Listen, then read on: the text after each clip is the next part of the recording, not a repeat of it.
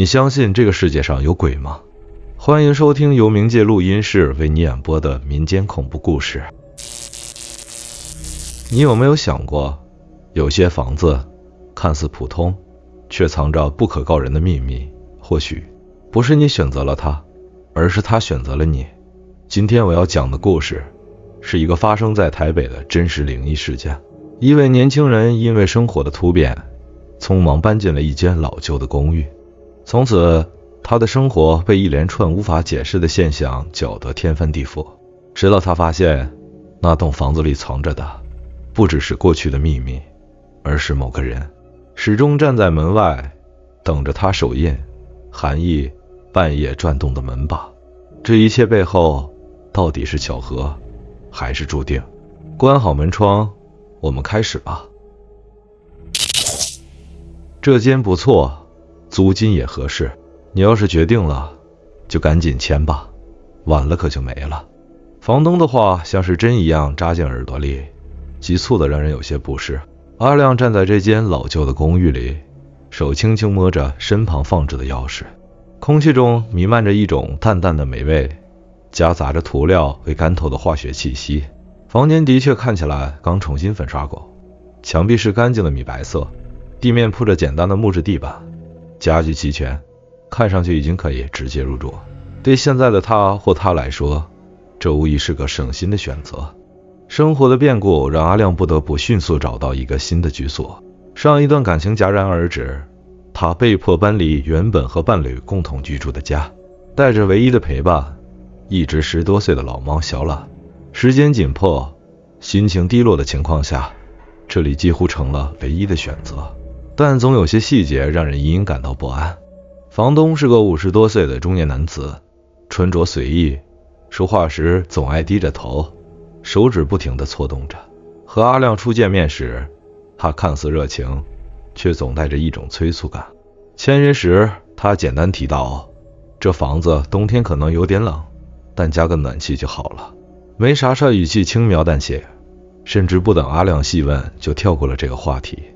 然而阿亮并没有太多选择，他看了一眼身旁乖巧趴着的小懒，猫咪眯着眼懒洋洋的打盹，似乎也对新环境没有排斥。于是他咬了咬牙，拿起笔在合同上签下了自己的名字。签约的第二天，阿亮便搬了进来。公寓位于老城区的深巷中，巷子狭窄幽暗，白天时也很少见到阳光。巷子尽头是一片看似普通的小公园，草坪上种着几棵歪歪斜斜的老树，稀稀拉拉地站立着几张破旧的长椅。邻居偶尔会提起，公园以前是个小型墓园，后来改建了，但那些老树一直没舍得动，看上去有些怪异。公寓外墙贴着白色瓷砖，但岁月的侵蚀让它们染上了暗灰色的痕迹，墙角隐隐可见斑驳的苔藓。楼梯间狭窄且昏暗，感应灯时灵时不灵，踩到某个台阶才会突然发出刺眼的亮光。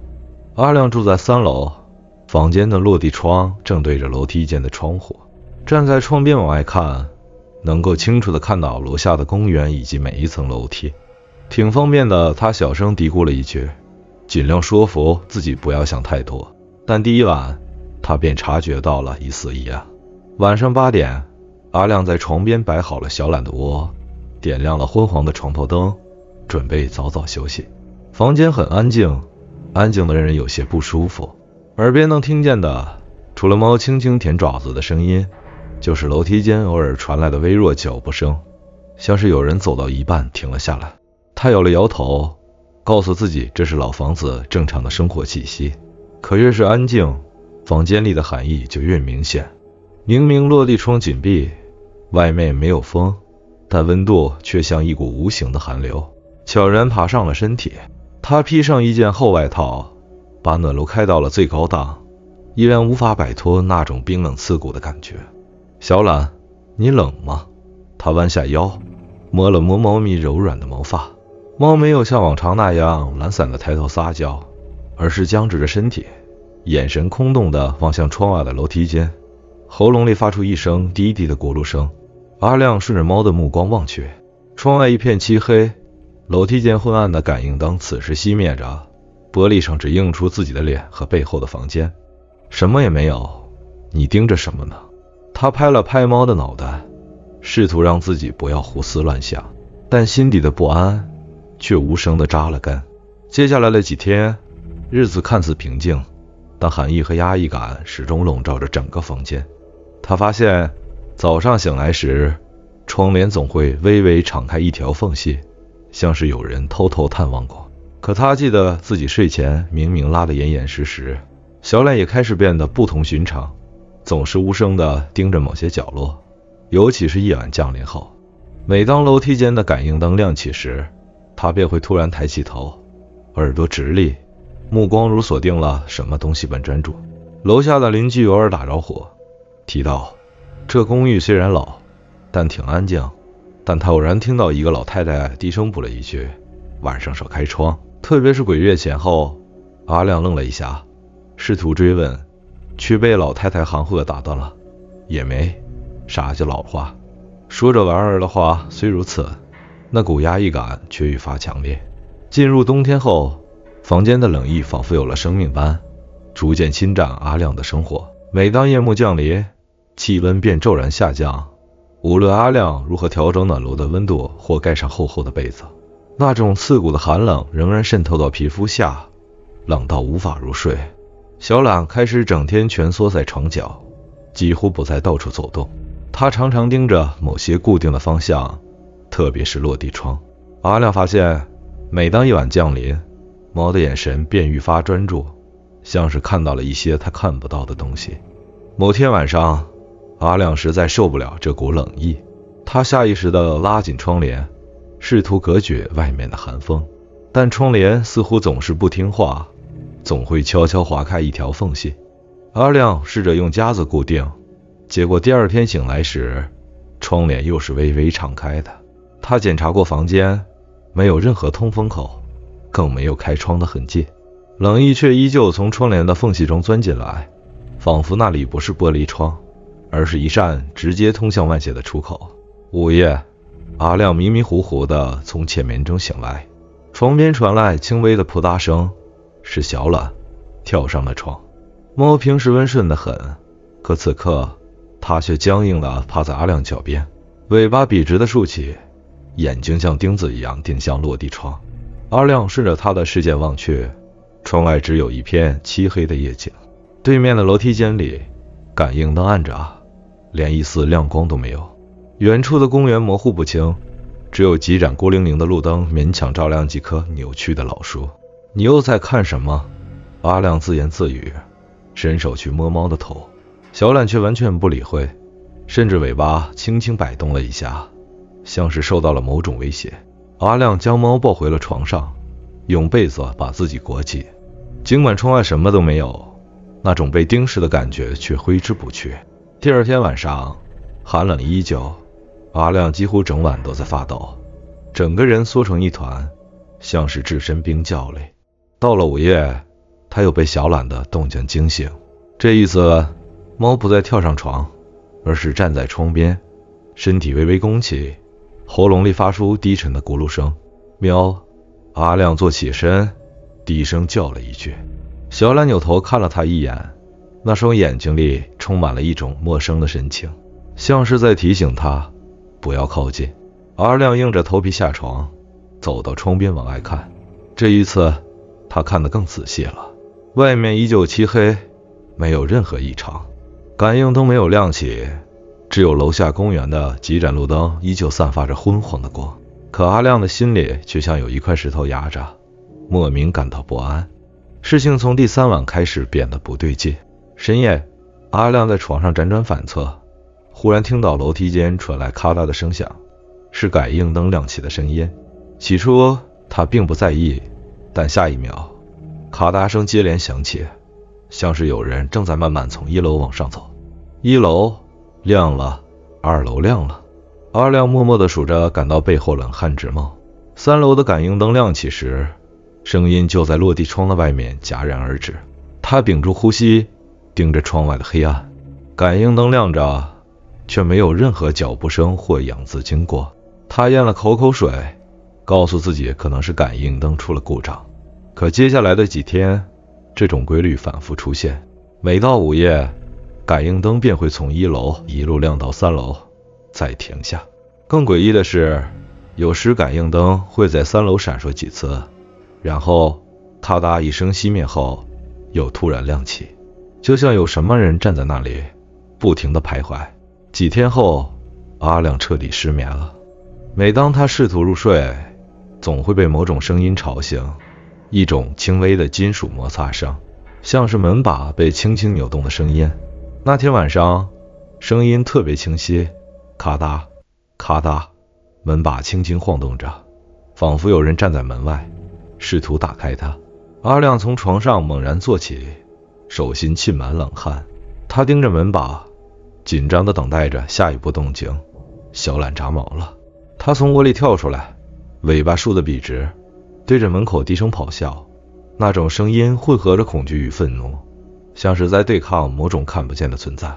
阿亮战战兢兢地打开床头灯，光线让房间明亮了些许。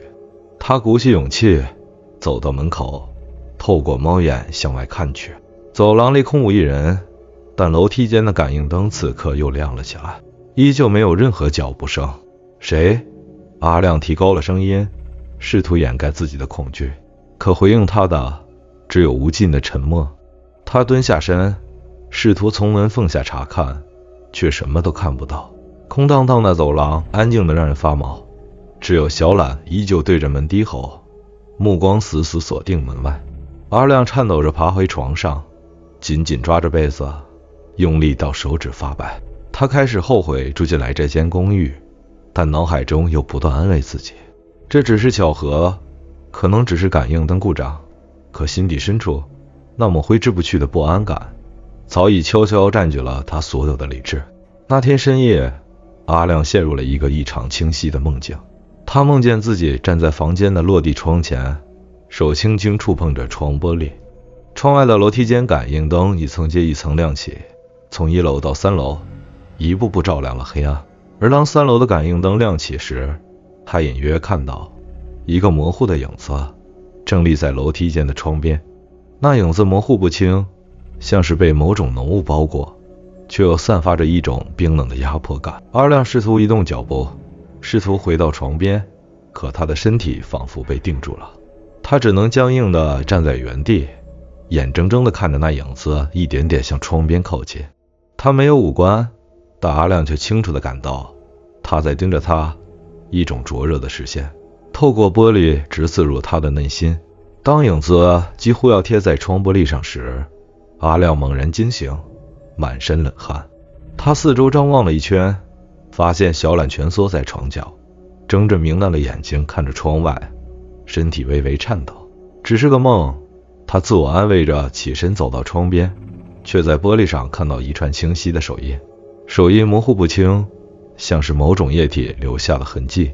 最让人毛骨悚然的是，手印的形状与阿亮的手几乎一模一样，却比他的手略大了一些。阿亮颤抖着后退几步，将窗帘死死拉上，心跳如鼓点般急促。从那天起，阿亮的精神状态开始崩溃，他变得异常敏感，楼梯间感应灯的亮灭，夜晚的门把一响，甚至小懒看似平静的舔毛动作，都让他感到一种无法解释的威胁。他开始怀疑自己出现了幻觉，甚至多次在半夜起身确认门锁是否关好，反复确认窗帘是否拉严。一次，楼下的一位邻居在走廊里与他擦肩而过，意味深长地提到：“你住的是3楼吧？这栋房子确实不太安静，带点香或者符纸放着吧。”“没事的，都是老房子，少不了点。”崔阿亮愣住了，试图追问，却只换来邻居一句含糊的多住一点。那一晚，他买了一大堆香，点燃后插在屋内的各个角落，但那种压迫感却丝毫没有减弱。小懒也愈发不正常了，他不再安静地蜷在床角，而是半夜绕着床边不停徘徊，喉咙里发出低沉的咆哮声，偶尔还会猛然扑向门口，像是在驱赶某种看不见的东西。到底是什么？阿亮嘶哑的低声咆哮，但没有答案，只有小懒的目光始终警惕地盯着门口和窗边。不安与恐惧让阿亮决定调查这栋公寓的过往。他在一个深夜通过网络搜索相关资料，翻阅了大量关于房子的新闻和历史记录。终于，他在一条不起眼的旧闻中发现了一段有关3楼房间的报道。5年前，一名年轻租客在房间内坠楼身亡，死因成谜。阿亮的眼睛死死盯着屏幕，脑中一片空白。他点开新闻中的附图，那是警察在现场拍摄的一张照片，一个模糊的背影躺在楼下的小公园里，脸部因坠落而无法辨认。但阿亮的注意力被旁边附加的一张生活照吸引住了。照片中的人是那名坠楼者，面容清秀，短发凌乱，眼神平静却略带忧郁。他愣住了，因为那张脸和他自己的脸几乎一模一样。不可能，这不可能！他喃喃道，冷汗已经浸湿了后背。他拼命回忆起自己刚搬入公寓时房东的态度，对方的急切、模棱两可的解释，以及对这房子寒冷问题的刻意轻描淡写。阿亮忽然有一种毛骨悚然的感觉，他不是在无意中选择了这间公寓，而是被某种力量吸引到了这里。那晚，阿亮坐在床上，手中紧紧握着一根点燃的香，双眼死死盯着门把，身旁的小懒低吼着，仿佛下一刻就要扑出去。他意识到，他现在不是一个人在房间里，或者说，他从未真正一个人住过。那是一个格外安静的夜晚，冷意如潮水般涌来。阿亮半梦半醒间，耳边突然传来一阵熟悉的咔嗒咔嗒声，房门把手轻轻地转动着，仿佛有人站在门外试图进入。他猛地睁开眼睛，房间里的灯依旧亮着，空气中弥漫着香灰燃尽的微弱气味。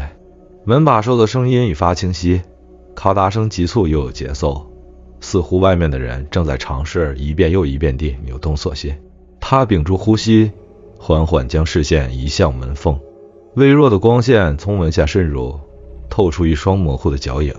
有人就站在门外，没有移动，没有开口，只是静静地站着，像在等着什么。小懒早已从床上跳下，站在门口，尾巴高高竖起，身体紧绷，喉咙里发出凶狠的低吼声，像是对着某种看不见的敌人怒吼。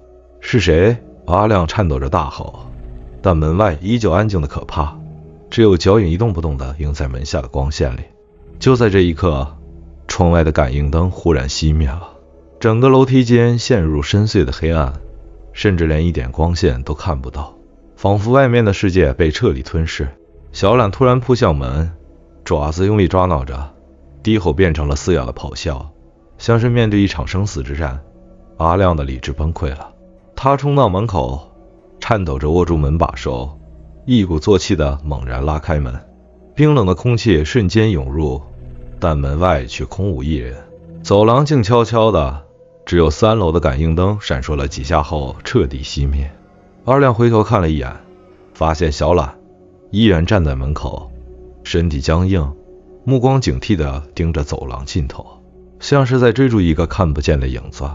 够了，我受不了了，阿亮失声喊道。他再也不敢待在这间房子里，立刻决定第二天离开。第二天一早，阿亮带着小懒直奔一个朋友推荐的灵媒家中。灵媒是一名年迈的道士，听完阿亮的叙述后，眉头紧锁，缓缓点了点头。你这房子不是房子的问题，是你的问题。道士点燃一支香，语气低沉地说道，那个地方有东西，而且是冲着你来的，为什么是我？阿亮忍不住问道，心中升起无尽的恐惧。因为你的磁场和他的怨念契合。灵媒直视着阿亮，更重要的是，你的面貌和他几乎一样。这句话让阿亮如坠冰窖，他不敢再多问，只能求灵媒帮忙解决问题。灵媒答应帮忙，带着阿亮来到那间公寓。进入房间后，灵媒在地上撒下了一把米粒，并在房间四角点燃香烛。他拿着罗盘缓缓走到落地窗前，罗盘的指针猛地剧烈旋转起来。果然在这里，灵媒停下脚步，目光死死盯着窗玻璃。窗外的楼梯间则可空无一物，但灵媒却指着窗边说道，这里有东西，阿亮紧张地看过去，但除了窗玻璃上的倒影，他什么也看不到。这是上一任住客的怨念，他坠楼之后，怨气留在这里，迟迟不愿散去。而你，灵媒顿了顿，低声道：“你住进来，就是替代了他的位置。”阿亮听到这句话，几乎站立不稳。他想起了那张新闻中的照片，照片里的坠楼者面貌竟和自己如此相似。灵媒烧了一张符纸，将符灰撒在窗边，并在门口放下一把五帝钱。随后他低声警告，鬼月未过之前，不要走后门，不要靠近公园，尽量避开所有和他有交集的地方。阿亮颤抖地点头，只想尽快逃离这片阴影。阿亮最终熬过了鬼月，平安地搬离了那间公寓。他与一个好友合租了一间新的房子，生活似乎终于回归了平静。搬家当天，他收拾小懒的梦窝时，发现了一张被夹在垫子底下的照片。他愣住了，照片上的人是他，但又不是他。仔细一看，那张脸同时拼接着两个人的面貌，一半是他自己，另一半则是新闻里那名坠楼者的脸。照片的角落写着一句歪歪扭扭的小字：“你以为你离开了，但他还在等你。”阿亮笑得差点将照片扔掉，但强迫自己冷静下来。他将照片翻了过来，却发现照片背面反射着一张陌生的脸。那张脸慢慢重叠在自己的倒影上，仿佛通过照片凝视着他，嘴角微微上扬，露出一个诡异的微笑。此后，阿亮再也没有睡过一个安稳觉。他始终觉得某个角落有一双眼睛在注视着他。